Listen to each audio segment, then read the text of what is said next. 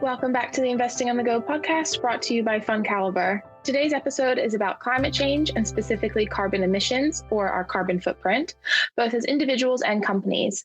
We consider a range of topics from the growing opportunity set in climate finance to the impact of legislation in China, Europe, and the US when it comes to achieving the long-term goals such as net zero by 2050.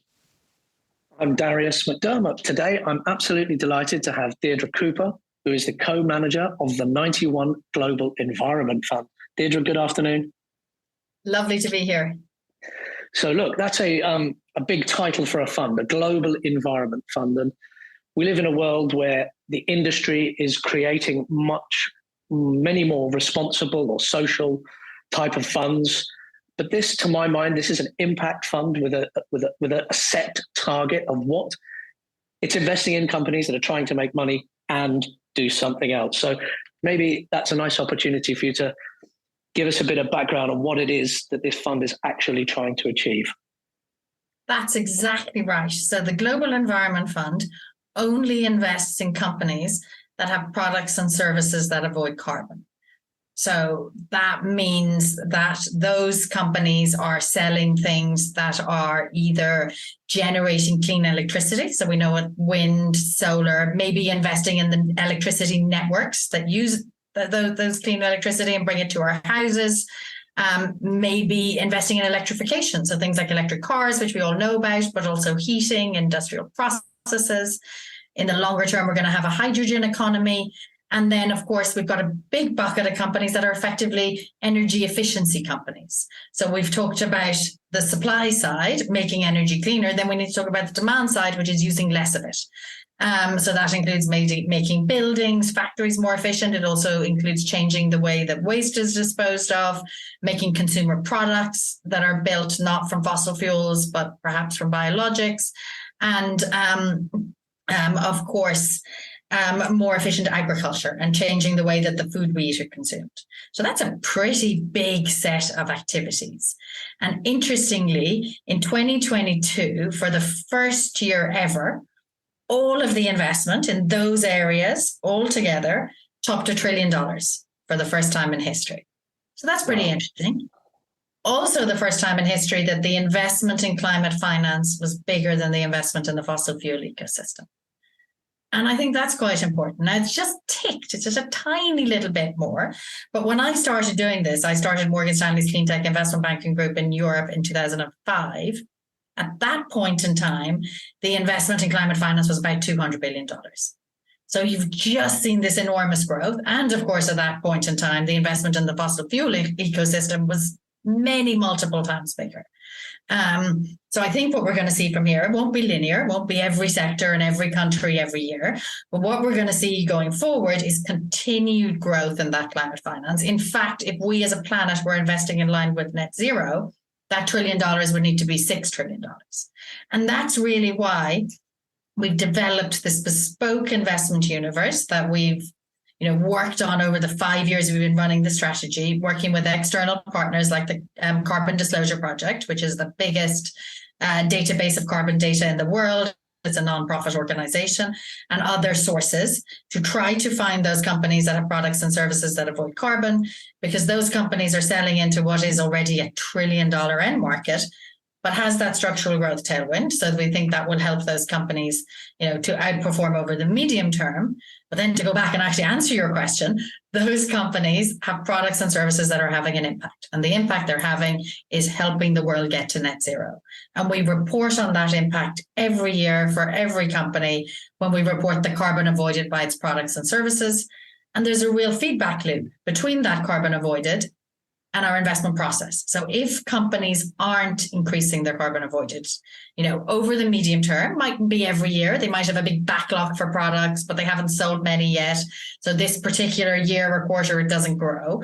But if over a reasonable period of time, it isn't growing, then that will cause us to question our investment thesis and ultimately will cause us to change our minds. And that to us is what real sustainability means.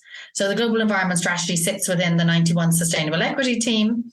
where we have sister strategies at Global Sustainable Emerging Markets in UK. And they look more broadly. They look at healthcare, digital inclusion, education, etc. But everyone does the same thing. We report on impact KPIs for our companies. And if those don't move in the right direction, then we question our investment thesis. So you touched briefly on the reporting, and I think this is because this is still a fairly young part of the asset management industry. When you have an impact fund and you measured carbon, I mean, you'll correct my language here, but the carbon improvements or the reduction in carbon. So you can say at a fund level every year that the fund has achieved carbon targets. So the way we look at it is more at the underlying holding. So if you were to pull up our impact report, and there's 4 of them on the website, within a month or two, there'll be a 5th, you'll see that we report on every underlying holding. And the reason we focus on the underlying holdings is that the carbon at the portfolio level is more dictated by the types of companies that you hold than it is by the direction of travel of the companies. So last year at a fund level, the utility sector did very well. Utilities, as you can imagine, own lots of assets. So utilities have a high carbon footprint, even if they're the cleanest, greenest utilities in the world. So we own Iberdrola, NextEra, and Ørsted. You know, together, Iberdrola and NextEra are the 2 biggest owners of renewable energy in the world. Ørsted is the biggest owner of offshore wind. But they're pretty carbon intensive. Last year, they performed well. Defensives did well relatively. So we sold them and we bought some software companies like Ansys and Autodesk.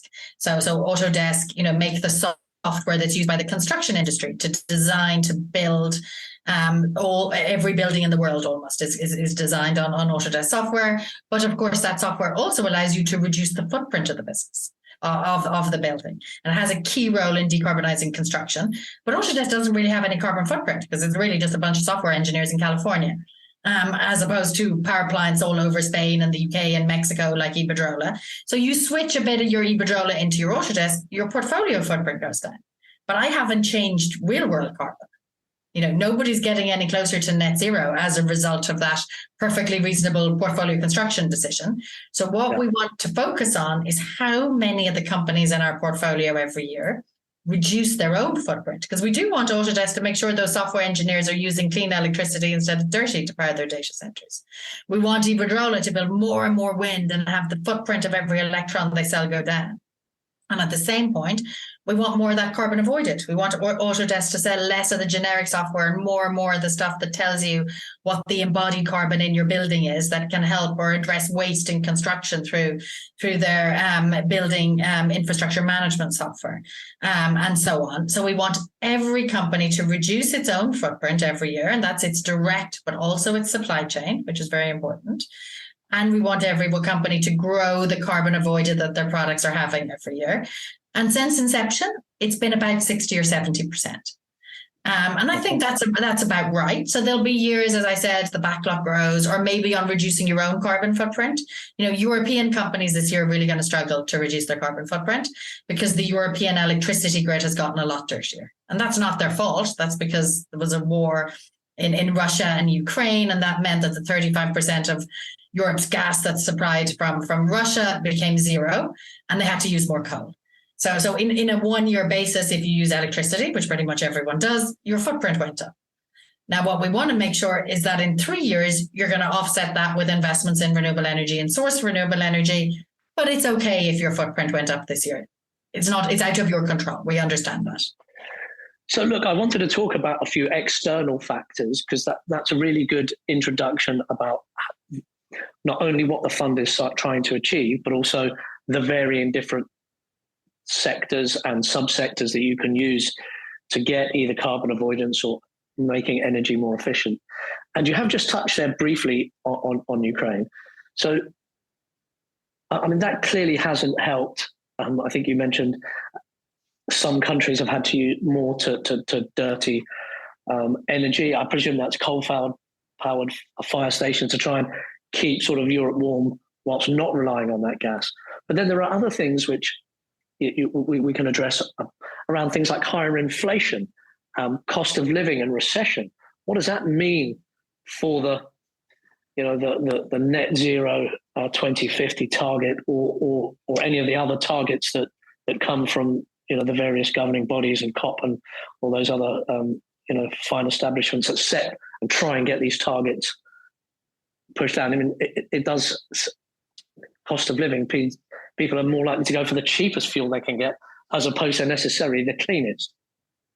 So look, there's a lot in that question. So let me try and take it, as ever, let me try and take it piece by piece. So the Russian invasion of Ukraine, what does that mean for decarbonisation? So in general, it means that governments are much more conscious of how important energy security is. And you will hear, mostly from the oil and gas industry, that energy security means fossil fuels. And of course it doesn't, right? If Europe was 100% net zero and only used renewable energy, then Europe would not rely on any imported energy. So energy security means wind and solar, because nobody imports the wind, nobody imports the sun.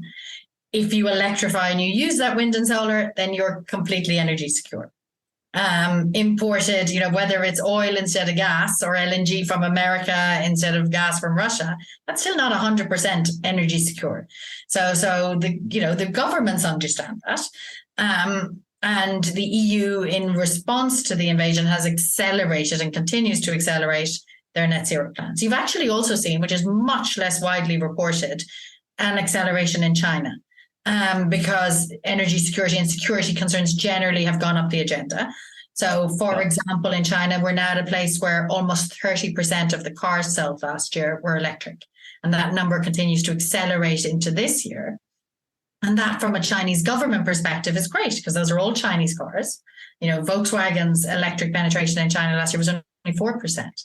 They're using Chinese batteries and they're running off Chinese electricity instead of imported oil. That is exactly what the Chinese government thinks about when they think about energy security. They think about a domestic value chain.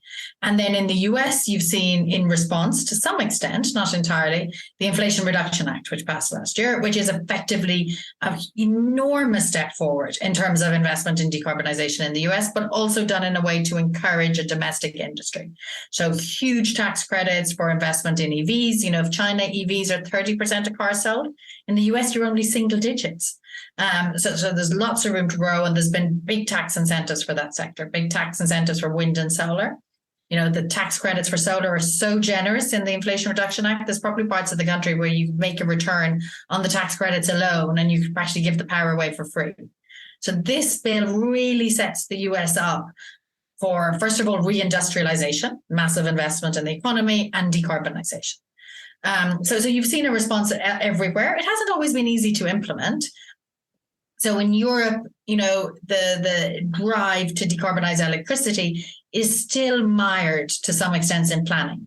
And planning in Europe is going to be very hard to solve. It's hard to be that optimistic on that, as we know. It's a sort of crowded, just like the UK, hard to be optimistic on solving planning.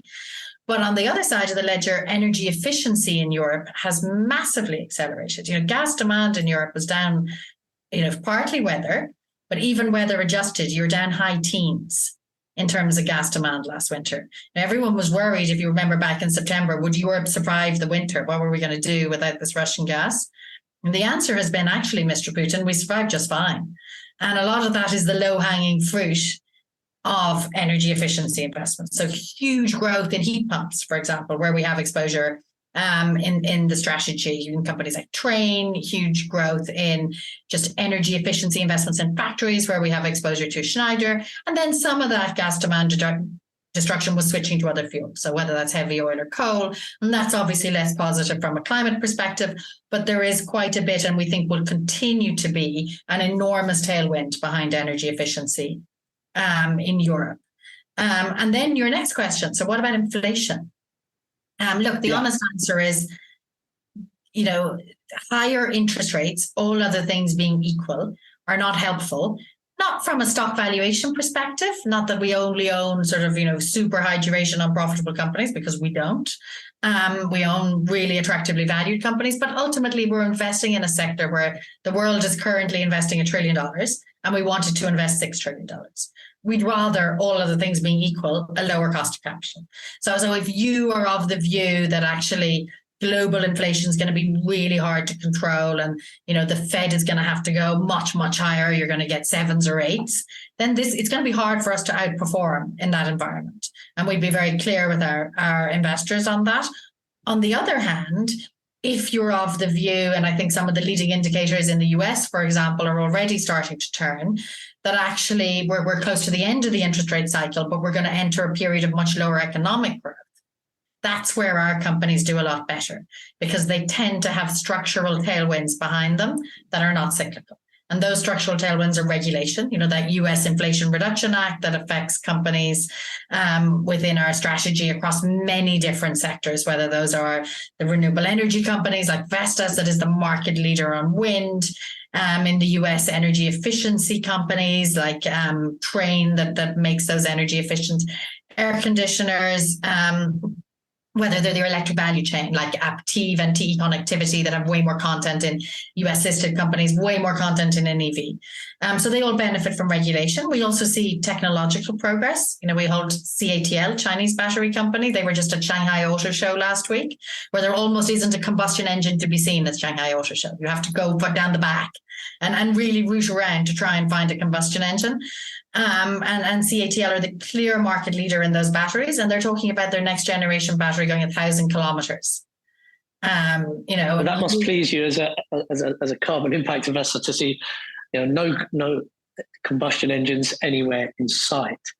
Absolutely, and just finally on cost of living, it's not always the case that the cleaner is more expensive than the dirty.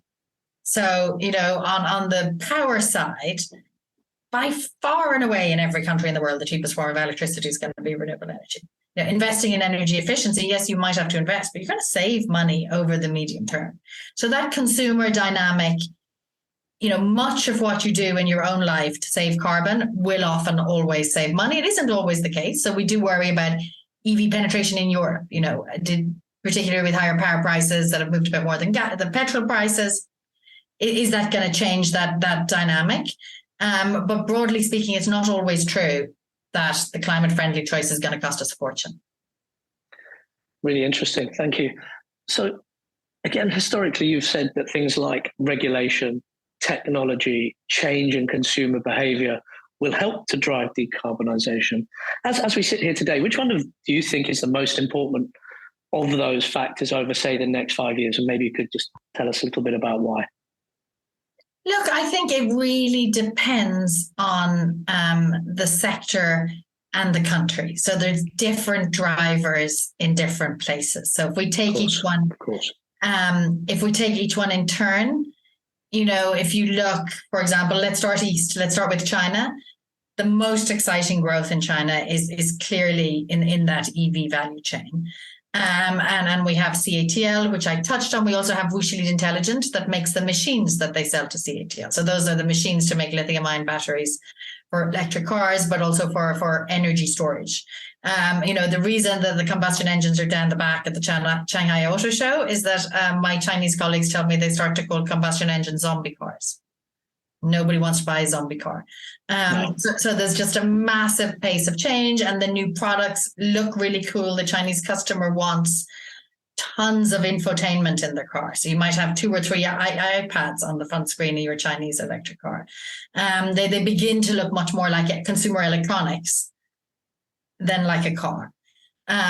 So that's a sector that we're quite bullish on in China. We're also actually quite optimistic on the pace of investment in renewable energy, just because the economy is coming back. Obviously China's in a very different macro place than the rest of the world, much looser fiscal monetary policy, but there's only so much infrastructure stimulus you can do. Yeah. One of the team is there traveling around at the moment on these 300 kilometer per hour trains. And Anna has pointed out that some of the train stations are literally in the middle of paddy fields. So the next step of infrastructure stimulus is going to have to go into our sector. So in EVs, it's more consumer behavior now. In power in China, it's more regulation. You move to Europe. I think regulation has been disappointing. We've had so many EU responses to Russia, Ukraine, EU responses to the Inflation Reduction Act. We're in this extraordinary position, which you and I have talked much over the years, And it's been a little while now. And I think when we started out, we never thought we'd have European leaders going to the US to complain that the US was being too generous on climate subsidies, right? But that's what happened last summer, right?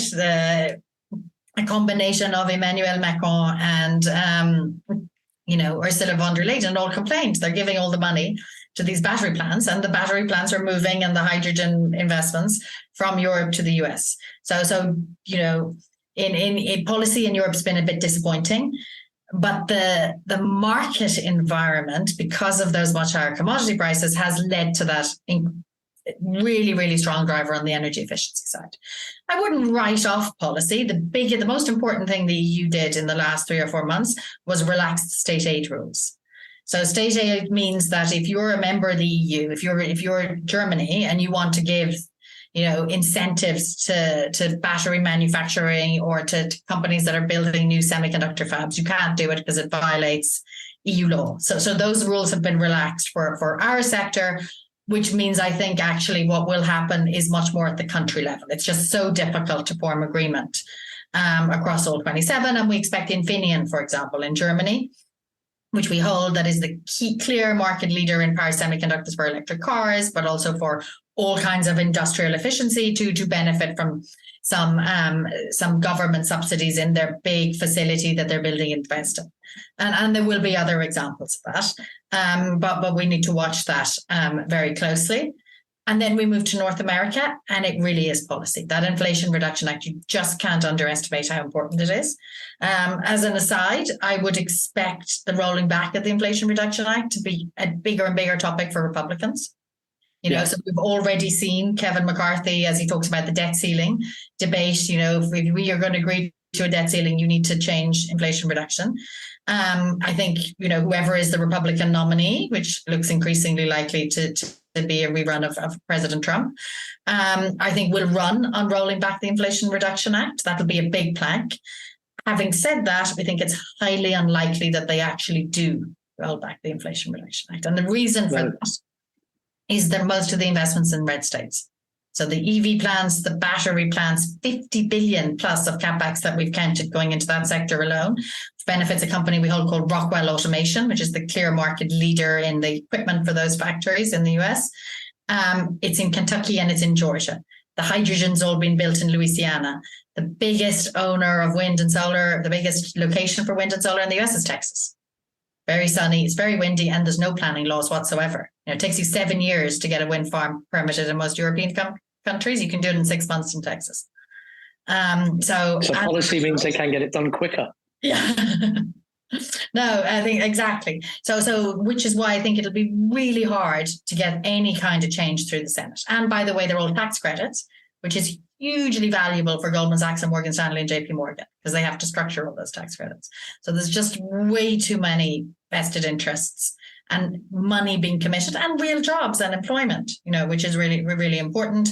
So while we would expect lots of headlines on the end of the Inflation Reduction Act, don't expect it to die. Well, Deirdre, that's all been really, really interesting. Thank you very much for taking the time to talk us through it. I think you're absolutely right with the run up to the next presidential election. Normally it's healthcare as a sector that gets mentioned, but I think the Inflation Reduction Act is going to be a very noisy topic for whoever is running for president. 91 Global Environment is a global equities fund which has a unique approach of only investing in companies that are contributing to the decarbonization of the world economy. It is set to benefit from the massive tailwind of some $2.4 trillion of annual spend required to meet global temperature goals. For more information on the 91 Global Environment Fund, visit fundcaliber.com, and don't forget to subscribe to the Investing on the Go podcast, available wherever you get your podcasts. Please remember, we've been discussing individual companies to bring investing to life for you. It's not a recommendation to buy or sell. The fund may or may not still hold these companies at the time of listening. Elite ratings are based on Fund Caliber's research methodology and are the opinion of Fund Caliber's research team only.